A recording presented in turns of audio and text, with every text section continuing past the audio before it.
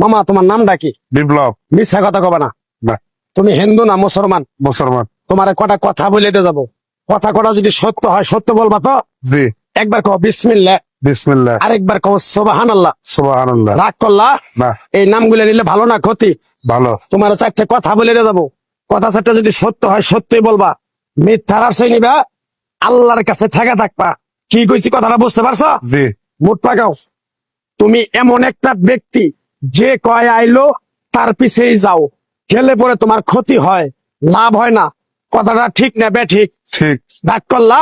না না। যখন তোমার কাছে টাকা পয়সা থাকে তখন তোমার আপন বন্ধু বান্ধব, কাছের মা বাবা মা থাকে।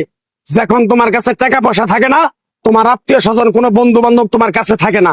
কথাটা ঠিক না বে ঠিক? ঠিক। রাগ করলা? না না। এই কথাগুলো আগে পিছে কোনদিন বলছিলা? না। তুমি মানুষের পিছনে যায় হাজার হাজার টাকা পয়সা নষ্ট করো, তোমার পিছনে এসে কেউ 10টা টাকা ক্ষতি করে না।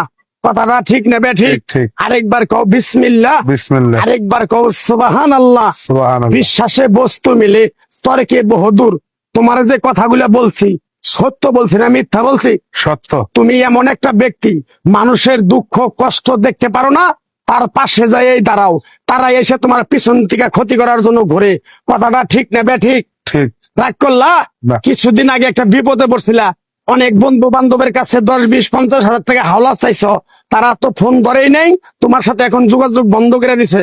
কথাটা ঠিক নেবে ঠিক? ঠিক। ঠিক। রাগ করলা? না না। আর একটা কথা বলে যাবো, সত্যটা সত্য বলবা, মিথ্যার কোনো আশ্রয় নিবে না। মিথ্যার আশ্রয় নিবা, আল্লাহর কাছে ঠেকে থাকবা। কথাটা কি কইছি বুঝতে পারছো? জি। রাগ করলা?